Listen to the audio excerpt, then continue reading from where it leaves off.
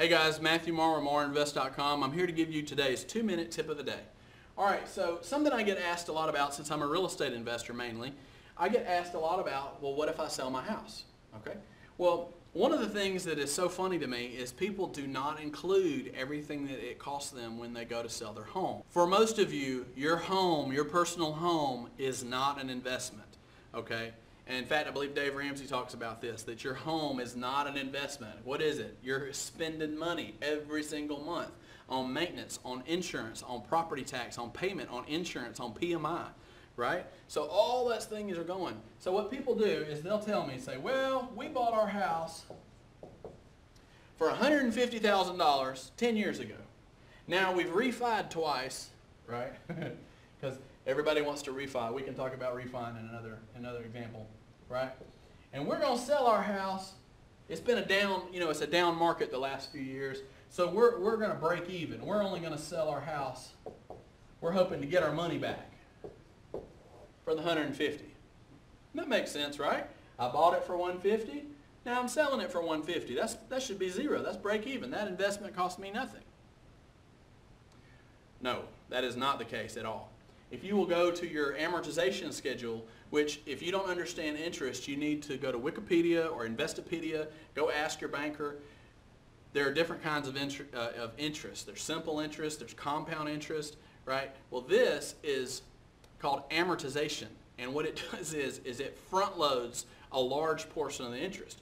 So as you're paying off your mortgage, you're actually paying the majority of your interest first. So if you look at your payment, you'll have an interest payment and your principal payment, okay? You're going to be paying a whole lot more interest in the first few years. So this person has refied twice over that 10-year period.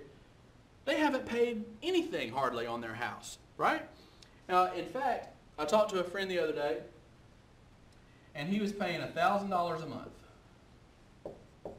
And I said, man, how long have you been paying that? Oh, 10 years. Okay, well, let's multiply that by 12 months. So you were paying $12,000 a year on your house, right?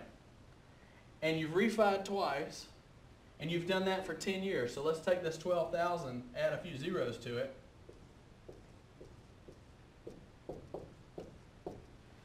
So you have spent on this house in that 10-year period $120,000 spent.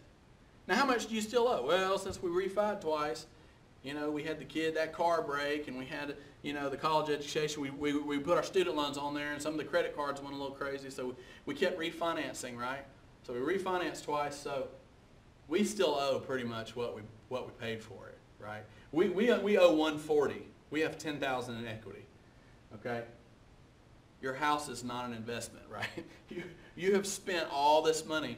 And that's one of the things about investors is they are realistic about what their returns are. And in another video we did, we said to figure out your return, right? You had to take your net divided by your gross. Okay? So this is just how much money did it take you, and what did you have left over? You divide those into each other, and you get what you actually made. And of course, as you get time, you're going to divide by time. I hope this has blessed you today. If you have any questions, email me. Have a great day.